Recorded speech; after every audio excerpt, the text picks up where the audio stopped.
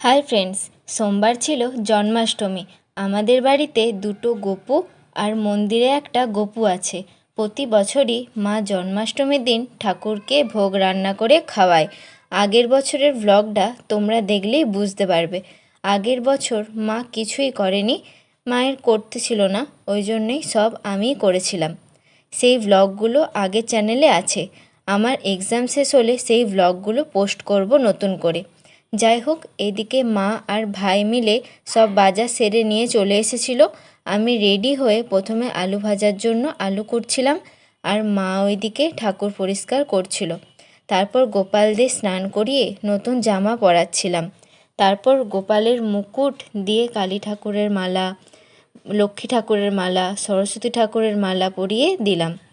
এরপর মা দোকান থেকে গাঁদা, রজনীগন্ধা, গোলাপ, 3টা ফুলের যে মিশ্রণ সেগুলো দিয়ে মালা করা ছিল, সেইটা এনেছিল, আমি গোপালকে পরিয়ে দিলাম।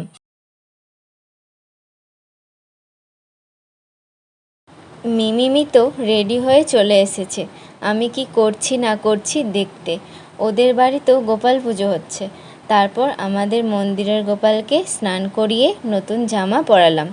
আর ওরাও ছিল, সমানে বকবক করছে, বলছে এটা কেন, এই রকম, সেটা কি ছিল, তোদের এতগুলো গোপাল, এইসব।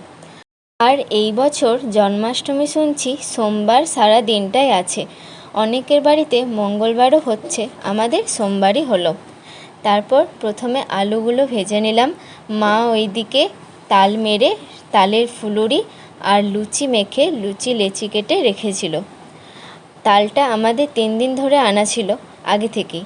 তাই আমি মাকে বললাম, কাল যে তালটা দেখো তো ভেতরে পোকা ধরে গেছে কি না, নইলে জন্মাষ্টমীর দিন কাটলে যদি খারাপ বেরোয় তাহলে মহা বিপদ।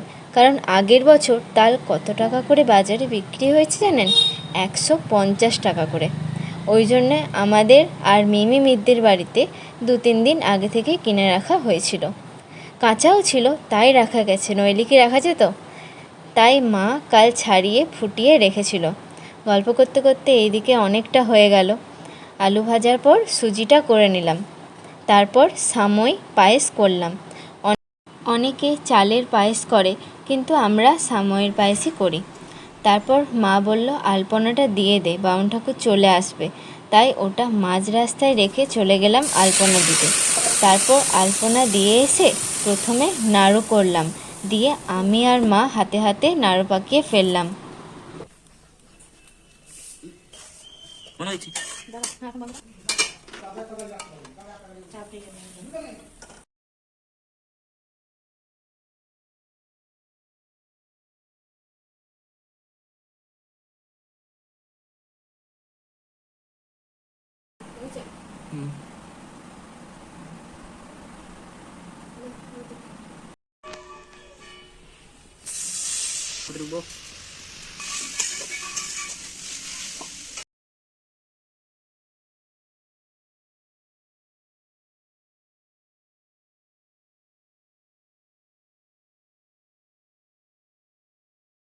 তারপর মা লুচিটা বেলে দিচ্ছিল, আমি লুচিটা ভাজছিলাম।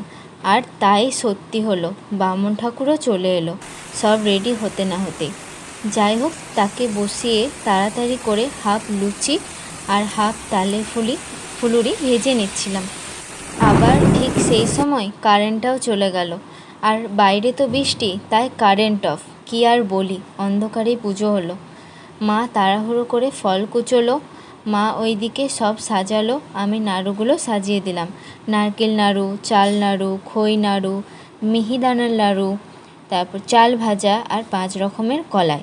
ওইদিকে ঘি, মাখন, দই, ছানা আছে। আর মিষ্টি দোকানে নিরামিষ কেক দিয়ে সাজিয়ে দিলাম। পুজো শুরু হলো। তারপর পুজো শেষে মন্দিরের গোপালকে পুজো হলো। তারপর বামুন ঠাকুরকে প্রসাদ দিয়ে বাকি কাকিমাদের, জেমাদের বাড়িতে প্রসাদ দিয়ে এলাম। এসে আমি, মা, ভাই, বাবা খেতে বসলাম প্রসাদগুলো। আর রাতে সাদা লুচি আর কুমড়োর তরকারিও হয়েছিল।